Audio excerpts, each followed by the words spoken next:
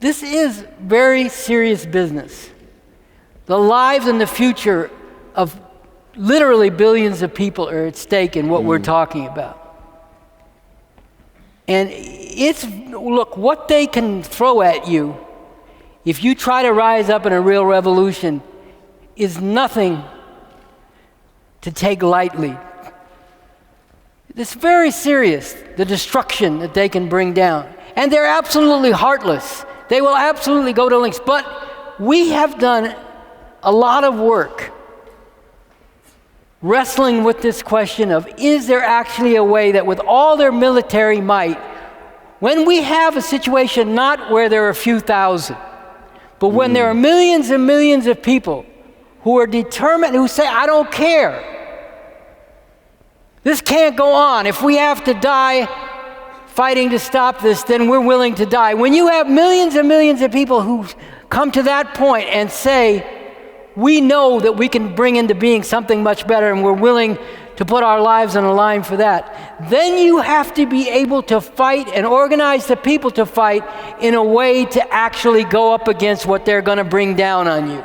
We've put a lot of work into developing the theory, the strategy, and the operational principles for how, when we get to that point, we actually could put our strengths of millions of people determined to fight for a revolution up against their strengths in a way that prevents them from being able to just crush this right at the start.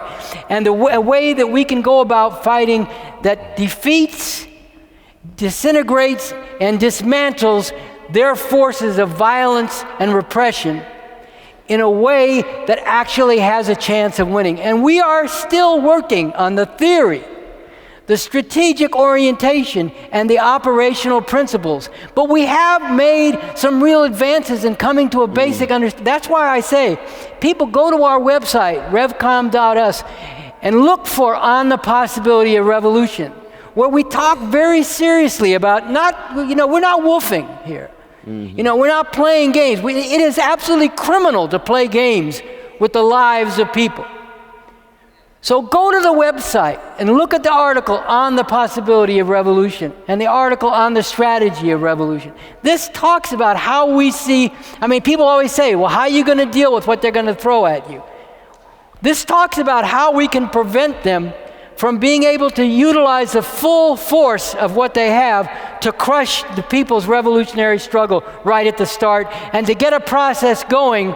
Let's remember one thing.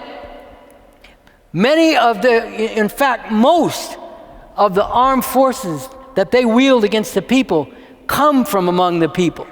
And they take them, let's be honest, they take them, they brainwash them, they tear them down and rebuild them as automatons, as fighting machines, mindless fighting machines for their system. But they're still human beings. And we're not going to make a revolution just by appealing to them. Remember where you come from. Don't shoot down your own. We have to go out and find a way to effectively fight and at the same time break away sections of their own forces of violent repression and bring them over to our side through a struggle that we can actually have a chance to win. I should be run out of here if I would sit up here and talk about this without being serious in terms of how to actually go about figuring out and continuing to work on the problem of how we could actually, nobody can guarantee, but can we have a way in which we could have a real fighting chance to win and do it in a way that would end up being about something worth winning? That's the real, that's the key. That's the real thing we have to work on. That's the thing we are working on. And we need a lot more people to get involved in working on it. We need a lot more people, minds, and creativity to be coming together and wrestling with this problem, because they will send their force after us. Even if we don't do anything to stand up against it, they send it after us. And yes, it's true. People say, look, you're going to get people killed. That's what we hear all the time. And you've made the point, they're killing people all the time anyway. The question is, what will put a stop to this? And we need a lot more people wrestling seriously with with what we've put forward. I'm not saying it's all worked out. It's just waiting for the people. We're still working on it. It's still primitive. We need to do a lot more work, and we need a lot more people. But let's be serious. We can't keep living this way. Let's work on how we can actually fight and win, and like I said, make it about something worth winning. Yeah. Just one quick point. I do think, though, in the history of the struggle for black freedom, with the magnificent sisters and brothers who've been a part of that magnificent tradition, there is an element that is important to keep in mind. Namely, when so many black spokesmen used to say, "Death, where is thy sting? Grave, where is thy victory?" What they were saying was, white supremacy seems to be so entrenched in the American past and present that even if, based on efforts that you put forward, you're unable to have the kind of upbeat view of fundamentally changing the system in the near future, that is still worthwhile to be a certain kind of human being tied to truth-telling and lie-exposing and courageous witness. It's not solely predicated just on the effects and consequences. And that's when you look at America, slavery for 244 years, slavery by another name, new Jim Crow, another form of slavery. And you say, oh my God, Brother West, Brother Avakian, is America locked into this cycle? Well, for any black person to tell the truth about the vicious legacy of white supremacy has always meant that you are a candidate of being shot down like a dog, if not by your government, by the Ku Klux Klan, by the 891 white supremacist militia groups organizing right now. So you say to yourself, if that's all you could do is kill me, then you got a weak program.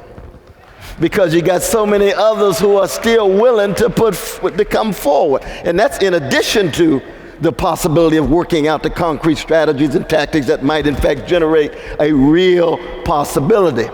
There is a sense in which it's also a moral, and I would say a spiritual choice to be a truth teller and a cross bearer rather than a flag waver and someone well adjusted to injustice. Hey, that's the way I'm going down. That's the way I'm going down. That's it. I definitely agree. There's definitely a need for that. And yes, you know, this has been the whole experience of black people, and it's been an inspiration to other people.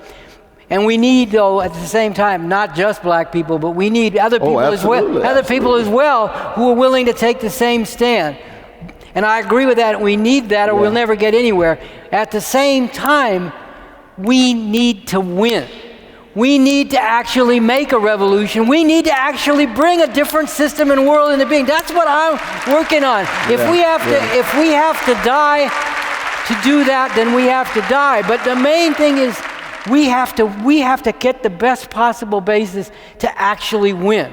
And like I said, to make it about something worth winning. This is the thing that's going to make the difference, because otherwise, what we'll be talking about, if Riverside Church is generous enough, 2 generations from now, we'll have another meeting with new people stepping forward, talking about the same things, going through all the list of the same horrors, and it'll still keep going. We don't have to live this way, and we have to work with everything we have to develop the basis to break through and get to something much different.